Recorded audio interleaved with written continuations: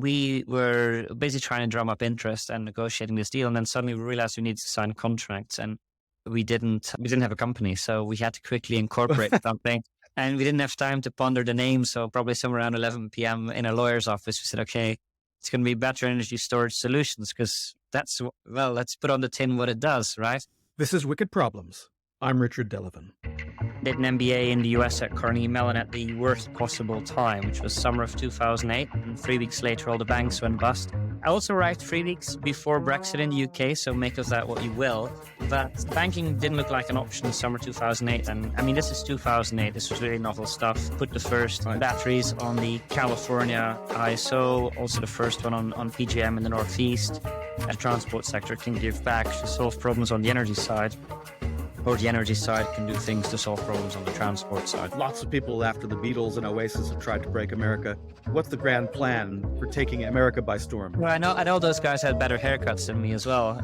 We really got started in the Costa coffee on Piccadilly in the basement. I still remember doing the interview with our first employee, Ned, and him thinking like, oh my God, what am I joining? These guys are interviewing me in a basement of a Costa coffee. But yeah, exciting time. For most entrepreneurs, it takes years of grinding it out to become an overnight success. And by grind, I don't just mean the espresso that keeps entrepreneurs upright. Thomas Edison said success is 1% inspiration and 99% perspiration. But Stephen Meersman of Zenobē is kind of living the dream. Zenobē isn't a household name just yet, but if you've taken an electric bus anywhere in the UK or been in a field at a festival where a big battery is doing the job instead of a diesel generator, or even just had your lights not turn off when wind-turning turbines in the North Sea blows slower or faster than expected, you've actually used their stuff. EVs, electrification, renewables, battery storage, software, AI, figuring out how to make them all work together. That's what these guys do. And going in a few years from using Costa Coffee as their conference room to signing a $1 billion capital raise from KKR and Infra Capital last year, they've been up to quite a lot. Part of why climate tech is different from previous tech waves is that scale. Goldman Sachs puts the needed level of investment at $6 trillion per year to get to net zero goals by 2050. But it also highlights why this climate tech moment isn't just about the whiz-bang tech solutions, but also the financial nous and the entrepreneur's ability to pivot that are essential if we're going to achieve those goals. Stephen's one of my favorite guys in climate tech, and I wanted to nerd out with him. We spoke a few weeks back, but whenever I think, man, how are we going to get this energy transition and climate stuff done? I listen to a conversation like this with someone who's actually doing it, and I feel much better. So get yourself a cup of coffee, other baristas are available, and hang out with us. If you do enjoy this conversation, do share it and give us a rating on your favorite podcast platform. For now, here's my conversation with Stephen Meersman. Stephen, welcome to Wicked Problems. Yeah, welcome for having me. Glad to be here. So glad we could make this happen. And full disclosure for the audience, we've known each other for a few months. We briefly did some work together in the spring. You've had a lot happen in 2023. You're talking to me from Belgium at the moment, if I'm not mistaken, right? A lot of interest in your space, but take us back from why you got started in this space in the first place. So tell us about that. The summer of 2016. Yeah, sure. So I was spending my time in Geneva and around. I just left Trafigura, where I'd been looking after their midstream and downstream assets, so the refineries, the import oil terminals, and helping manage the risk and optimize how we physically dealt with everything, which was very interesting. But eventually I had decided to leave that. I was doing freelance advisory and had a phone call from somebody I'd worked with in the past, James Basden, saying, oh, Stephen, you really need to meet this friend of mine, Nicholas Beattie. He's fighting his neighbors from putting up a wind farm by putting up some solar farms himself to take the capacity out of the wires. I was like, oh, that's interesting. And they've put the first batteries on it in the UK. And we think he thinks he might be able to turn that into a business. Are you interested? So flew to London, met Nicholas. And yeah, somehow things went really quick. And suddenly we're working together 24/7. To try and, raise funding from private equity infrastructure funds. At the same time, do this deal to buy the initial battery portfolio that Enesco had built, but was struggling to find finance for. And initially, It was really focused on distribution connected grid scale storage.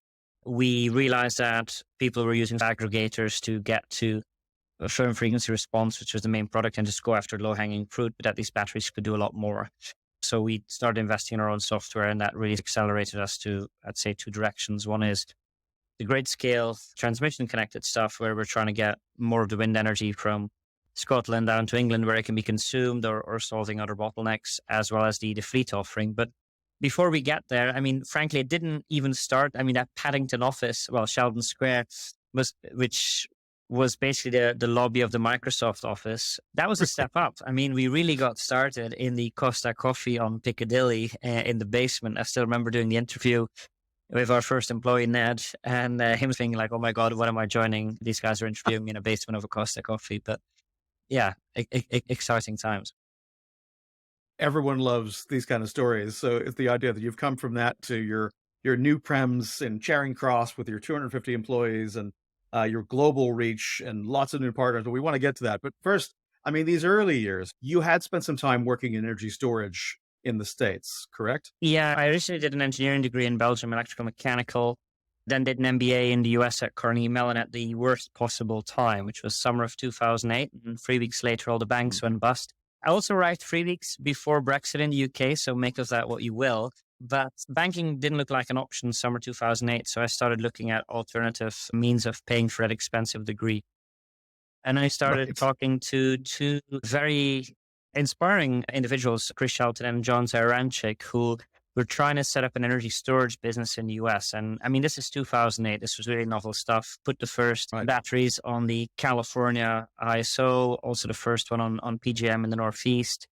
We then did the first battery in Chile. I mean, this was really novel stuff. And on one side was helping them on the software side with technical problems, and on the other side, trying to get as much money out of the Obama smart grid loan program as we possibly could. And that's been the red thread throughout the career of trying to blend the engineering and the financial aspects of things. So Zenobē, in a way, was coming full circle for me. And I think that theme of getting different capabilities together to do something has really been, I think, one of the success factors of the business, with Nicholas coming with the banking background, James really understanding the regulatory environment and the utility environment, and myself coming from the engineering and the trading side. That was a powerful mix. And actually, if you look at the recruiting we've done since then, we've continued to add people with their own deep expertise, but trying to solve a common problem, which is how do we rapidly decarbonize our energy and our transport system?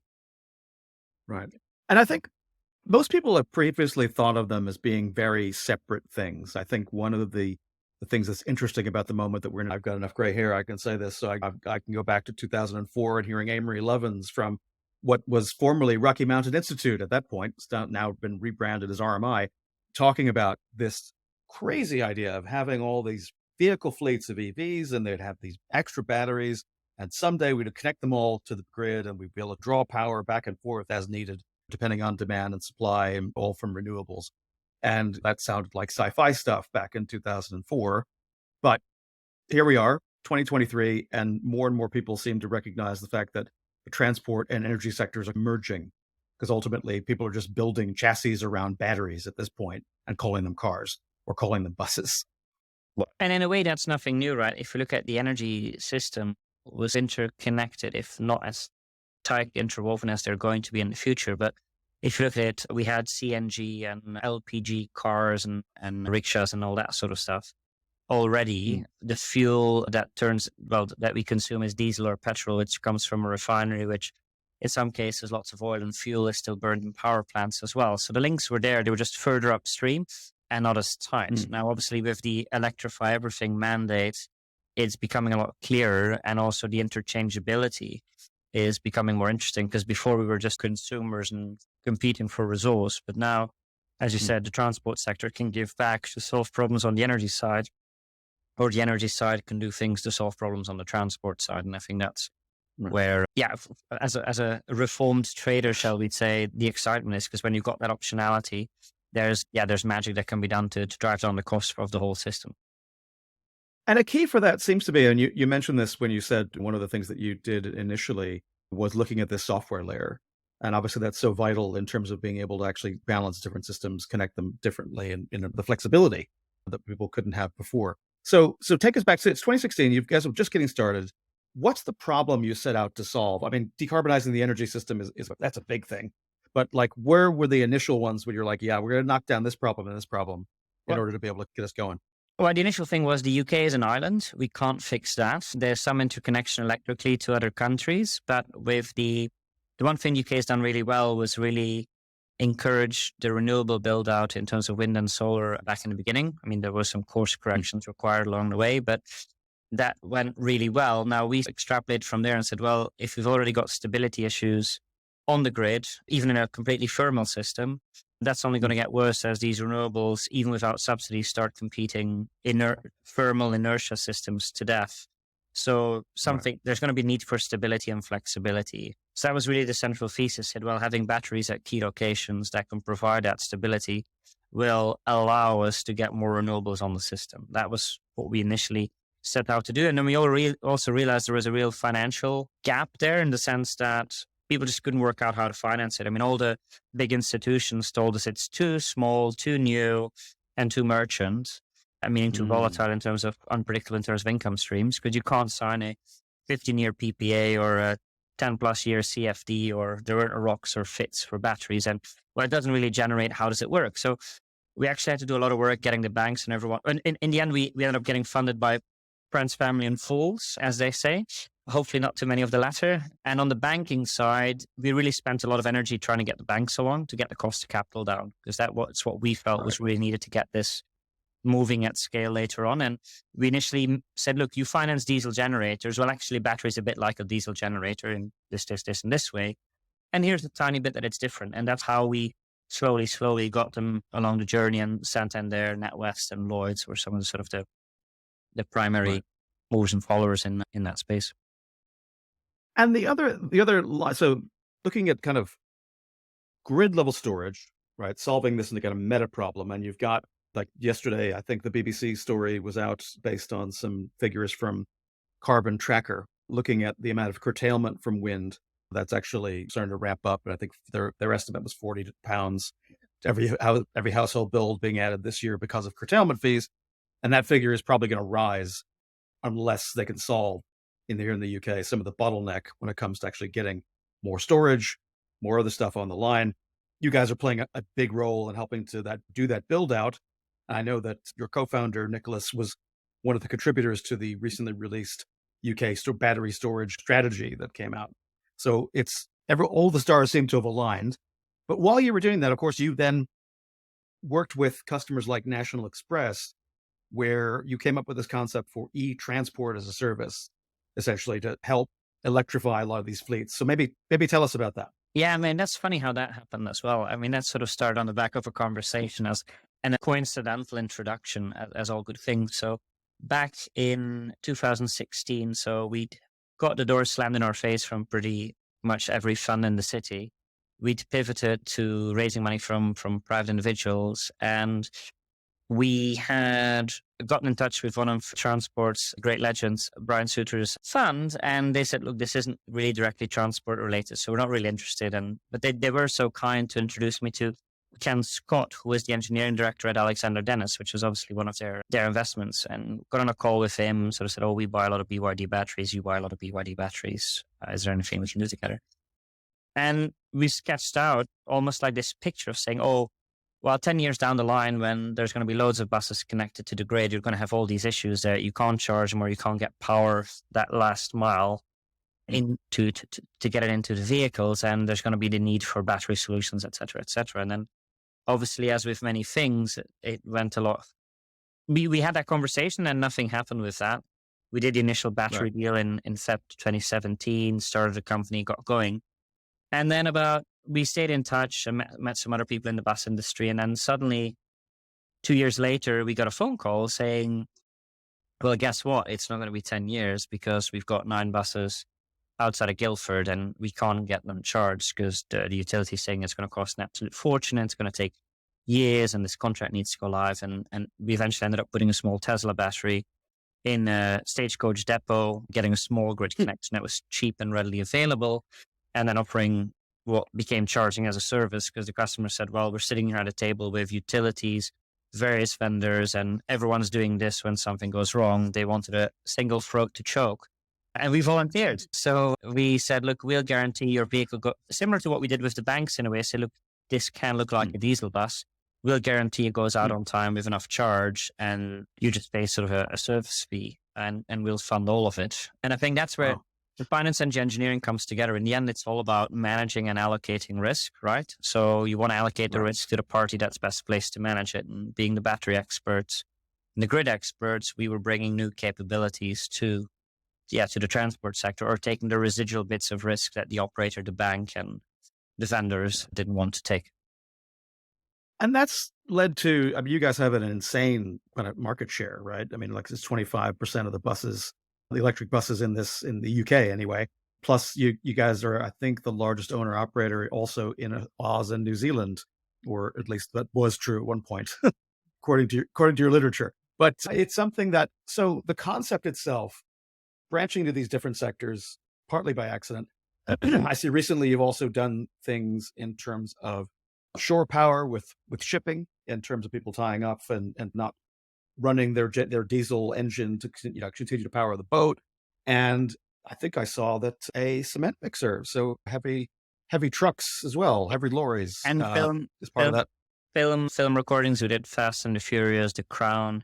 We supported a coronation. We did a variety of other things with second life batteries coming off our vehicles. And I think the way we're looking at it now that we've branched into these two segments, we actually realized it wasn't just the grid capabilities that were linked. It was also the fact that at some point the batteries will come off the vehicles because they don't have the range anymore, and you can then use them in a second life. Now, we initially thought they would go into our grid scale storage sites, but battery cost came down quite a lot. But we found that there's other applications, like using the second life batteries to go back into bus depots as a stationary battery to further unblock the grid, or going into other hard to decarbonize sectors, like going into the trucking space or film studios, construction sites, shore to ship power. And the main goal there is reduce the need for diesel, offer a service, and help people also save money while they are decarbonizing. Because I think that's one of the perhaps cynical assumptions from a Zenobē perspective, which is that if you want it to be ecologically sustainable and you want it to be adopted at scale today, then it has to be financially sustainable or advantageous to do so. Well, I mean, I think that just makes sense. I think that the difference now from maybe when you were trying to scrape around to get some money out of the Obama administration is that there is this kind of systems level approach of understanding that if there's all the goodwill in the world is terrific, but unless it's married with the kind of enlightened self-interest that makes you see that it's actually, there's a way of unblocking these things. That's what you guys seem to be, it keeps your core skill as a company, is finding these situations that are partly about technology, but are really about business process and about money, and figuring out how do you actually rearrange things in order to be able to actually make something happen that everyone else otherwise is, as you say, just going like this. Yeah, and I think that's where you turn a legal problem into an engineering problem, or an engineering problem into a finance problem, or a finance problem into a process problem. And I think that's right. Why the own and operate model is really key to that. Because if you don't own the assets, then the customers say, well, what's your skin in the game, to use that horrible phrase. But also it allows you that flexibility to take that risk, right? If we say, well, we believe we can charge your vehicles with half the grid connection you think you need, well, you're probably not going to sign up on that if I'm going to walk away the moment after I've built the thing, right? But if I'm on the hook for 15 years for service credits, then you might take a different view. So I think that's where, we firmly believe in the sort of bringing those skill sets together. Right. So, I mean, again, so when you were back at, this is 2008, you're just looking at battery storage for the first time it's starting to scale in the States. So I mentioned RMI. RMI last week put out this report talking about the fact that the S-curve for batteries in general, again, agnostically looking at different sectors, whether it's stationary storage in terms of grid, or it's EVs in terms of just passenger vehicles or trucks, or indeed shipping, maritime, planes, etc., looking out even further on their kind of prediction.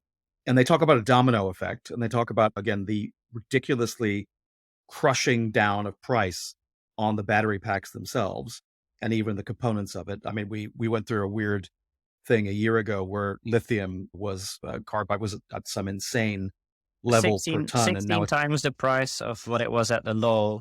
But even today, it's still about 4 times the price that it was right. at its last low. Right. Yeah. Right. But it's 81% down on the year, right? And so over 12 months, which is like basically saying this is a market that it seems like people just don't understand yet in terms of these different commodities and how they're all coming together. But so I mean, so that's given you the sets the stage for you guys are standing at the kind of the base of this curve that's now going like this. You're positioned in different sectors. And now in 2023, the company has now raised from a private equity fund and from other funds a it's I'm looking at Sifted, the FT's startup kind of brand media thing, and you guys are the top raise in Europe this year by a Yeah, long stretch. yeah. I mean, we try not to rest on our laurels, but it was interesting when a private equity friend of mine forwarded a chart of money raised in Europe in the clean tech space, and there was a call out that they took out Zenobē because it distorted the charts, which I mean, it's a nice problem to have from your point of view, I guess. But the question is like, so what's all this money for? well, it comes back to the own and operate model, right? I mean, if you're funding buses or grid scale storage assets and you're earning a return over the next 15 to 20 years, that ties up a lot of capital. So that's one thing. So if you look at where we are now with about, I think, 1,200 vehicles on the road, about 400 something megawatt hours in operation, we're planning to build out another 3 gigawatt hours across UK, but also in other countries. On the bus side, the plan is to at least double next year. We're expanding, as you said, into truck and other heavy duty markets. We've got customers dragging us into Australia, Finland, Belgium, Netherlands, US, and a bunch of other places. You need the capital. I think one of the things I would say, though, is we've been very proud of is we've always been default alive, to use some, I guess, Y Combinator speak, but we always made sure that from the moment we bought the assets in Feb 2017, we made sure that we could pay every of our obligations through cash flows, which is a bit old fashioned, right? We weren't burning through equity. And I think that's something that we've kept going as we scaled. I won't say that we didn't have to sometimes put some money back in, or me, Nicholas, and James not taking any salaries for a couple of months in the early days. But mostly we've been able to keep that going. And I think that's quite important in volatile markets or the volatile environment we find ourselves in with supply chain issues, pandemics, and all that other stuff. It's made us more resilient. And I think we could have grown a lot faster, but again, it wouldn't have been sustainable growth. So I think that's And also and important to keep in mind.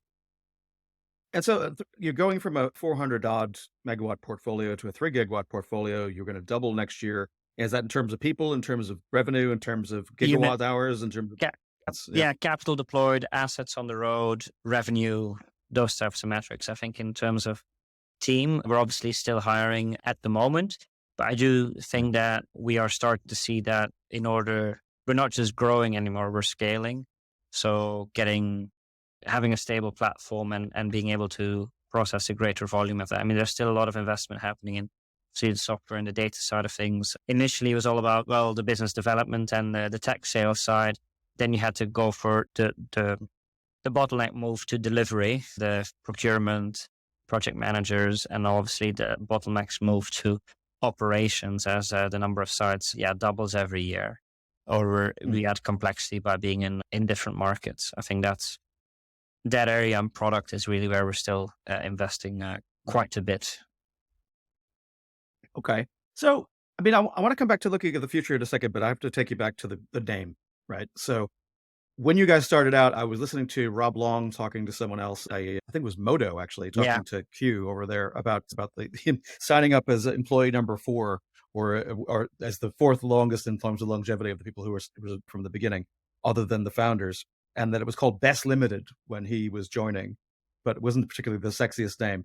But so why the name change? And I know the story, but like, tell me why Zenobē is the name of the company now. Well, first is why Best, right? So we were basically trying to drum up interest and negotiating this deal, and then suddenly we realized we needed to sign contracts, and we didn't have a company, so we had to quickly incorporate something, and we didn't have time to ponder the name. So probably somewhere around 11 p.m. in a lawyer's office, we said, okay, it's going to be Battery Energy Storage Solutions, because well, let's put on the tin what it does, right? That's probably also a bit what you get when you have engineers and bankers sitting together. The marketing doesn't necessarily get as much attention. Now, the reason for the name change was actually a pragmatic one. When you're buying lots of battery energy storage systems, which also gets abbreviated to BESS, it started to just get way too confusing. Right. Now, why Zenobē? I think my two English colleagues looked really hard to name us after an English scientist or engineer, but all the good names were taken, and Rutherford or whatever doesn't roll off the tongue, as well as Zenobē. And it turned out he's the 34th most famous Belgian. And as a Belgian, I would struggle to name the other 33 if you exclude footballers in the Premier League. But he had an interesting story. Self-taught, developed the first electric dynamo or improved it, allegedly mentored Nikola Tesla for a while. But then he moved from Belgium to England to electrify all the lighthouses in Kent. So we thought that was some nice, interesting, different touch points. And then the name for those of you who are into their Latin means child of Zeus. And he was always throwing lightning bolts around. So we quite liked that as well. Well, I didn't know about that part of the story, but yeah, I did know that he had developed, or rather had improved, like you say, one of the first viable electric motors, and hooking up a DC current to something that would then spin and go, we could probably do something with that, which is cool. So yeah, because I think that many people, again, even though I was watching The Current War on the recommendation of Sugandha Srivastava from Oxford, I've had come across before, and seeing Nikola Tesla, and then like, no one's ever going to hear of you again, buddy. And then, of course, you can't really get away from the name. So are you hoping that Zenobē is going to become as ubiquitous and as famous now for your efforts as Nikola Tesla's resurgence? Well, I hope we all won't die penniless. That's for one. But like Nikola did, or in the streets of whatever city it was. But I think we're not too focused on that. I think we're just very much focused on trying to improve the service to our customers, doing more, right? I think we've had a tendency to only talk about things that we've done rather than what we're hoping to do. So I'd rather just keep doing that and focus on to the next thing. And as long as we're solving interesting problems for our customers, proving our value add, the rest will take care of it of itself. What is your view, though, about how things are going to unfold? I mean, again, RMI has this report out. Goldman Sachs has had a lot of reports out. BNEF, all looking at what the market's going to look like. You guys have taken a position where you seem to have a lot of different pieces of the puzzle as this whole energy system evolution is happening. Bit in maritime, bit in heavy trucks, bit in EV fleets in buses, and then on the grid itself. And a lot of your work here in the UK has been around backstopping a lot of this build out of the wind turbine fleet up in Scotland, having battery storage really close by. So what does the future look like? So with I know it's probably not super comfortable for you, but if you're putting your kind of future forecasting hat on and looking at the future, like, so where do we go from here? What are the kind of big challenges that we're gonna have to solve? I think you only need to turn on the news to get really depressed, right? I mean, there's lots of headlines that are actually quite worrisome if you look at what's going on, but a lot of those things are out of our control. So you try not to worry about that. So ignoring that, what is it? I think in general, there are reasons to be hopeful as well. I think, frankly, most of the technology we need to engineer ourselves out of this problem is already there. The banks seem to be coming along. The rest of the financial industry might need to catch up and say, well, hold on. Is it, or do you prefer to mint dividends funding oil and gas and all the things that come with that? Or do you accept a lower return in order to do the right thing? I think that's an interesting debate that people above my pay grade need to sort out. But just bringing it all back to us. First of all, I think these things are very interconnected, even though they might not appear from the outside, because you bring down the cost of energy, then it becomes more attractive to do electrifying. I think secondly, the heavy duty fleets are the most interesting because you have the most impact from engaging with the smallest number of players, right? Because you've got large fleets that do lots of miles per vehicle. And they're big vehicles and they tend to last for 15 years or longer, which isn't necessarily true for people driving their passenger cars. So that's why we've decided to focus on that. The links with truck, bus, and maritime and such and construction are also quite interlinked because many fleet operators, build lots of stuff, right? Say a pool terminal or other things. And they have multiple vehicles, right? You hear a lot about multimodal, but I think that's truly one of the big shifts that we need to achieve in order to get where we want to get to. So I think from that perspective, it's all quite interconnected and in a way quite focused also in terms of Mm. skill set that each of these sectors need, right? We're a B2B business. It's all focused on building long-term relationships and then growing with our customers. So again, in that space, that's a lot easier to do than in other segments. But in terms of what the future will hold, well, I'm hoping that we can continue to drive down the cost over the lifetime for our customers, be that by optimizing how they train their drivers so they use less electricity, driving down the cost of electricity by, on the grid scale side, making electricity cheaper, or through a myriad of other ways. And I think that's the exciting position we're in. We're sitting in that control room with every day there's a new button to press or a new lever to pull to make it the obvious choice to go electric. Right. And so you've got a big footprint here in the UK. You're sitting there in Belgium, where you've also got substantial business. You mentioned Finland, you mentioned Australia, New Zealand is another place where you've got some operations. I think Ireland as well. The States obviously is a different kind of order of magnitude when it comes to the scale of the market, but at the same time, it's balkanized in that you've got CAISO, you've got you know, PJM, you've got all the different regional blocks of ISOs where you guys can play. So what is lots of people than the Beatles and Oasis have tried to break America? What's the grand plan for taking America by storm? Well, I know those guys had better haircuts than me as well. I think the thing on the US is it's like you said, it's balkanized and broken up. But say you've got 26 or so different system operators, you've got about 3,000 utilities, some of them regulated, some of them not. Then if you then overlay the transport map with transport authorities or school districts or traffic corridors, etc., it becomes even more fragmented. Now, the reason the US very much fits our strategy because, well, it's an electrical island similar to UK, Belgium, Netherlands, Australia, New Zealand, all the other markets we've operated. There is a developing grid services market, so the opportunity to bring grid services or grid income to lower the cost for transport is there. The grid is, at the trough of a 25-year investment cycle, so there really needs to be a lot of investment. We can make that cheaper or quicker with batteries. So I think from that perspective, there's a lot that we've got going for us. I think on the other side, we're not the incumbent, do I dare use that word? But we're a new entrant and there's lots of local players trying to do the same thing. So how do we cut through the noise? I think that's going to be the challenge for us now. The team there has really been focused on planting flags with strategic partners. So, and the benefit we have is there's quite a lot of our customers that are also operating in the US. So we've got our first early wins. I expect by January we'll have about 5 contracts signed, and obviously, with the supply chains, those will go live later in the year. So, Can you say anything about who they are in the States? not yet. But Not going to break some news today. Okay. No, I'll get. Although Ali will find me here in Belgium for those of Ali, our marketing person. So I'm on the strict orders. No, but I think there's a lot of excitement that will come out of that. And I think that's the main point is how do you focus in this market, right? I mean, I think it's BCG or McKinsey that published this report that the energy transition needs 64 trillion of investment in energy and transport. Well, we've raised a lot of money, but frankly, it's still a drop on a hot plate in a way. So there's a lot more that's needed. So the way to focus is by, follow our customers. I think that's plenty enough work to do. Well, I mean, it's like I said, it's been a fantastic year for you guys. Achieved a lot. Again, I appreciate you're not resting on your laurels about the number in terms of the money raised, but lots to be done. In terms of the one thing before I ask you for some thoughts about, again, as we ask all of our guests for recommendations of things that they might have listened or read or watched that influenced them. But before I do that, in terms of battery chemistry, it's one of the things that we've seen. We've talked a little bit about the volatility in the lithium market price, and we've seen this reports about the generic kind of cost of battery packs going down, but really focused on lithium ion batteries.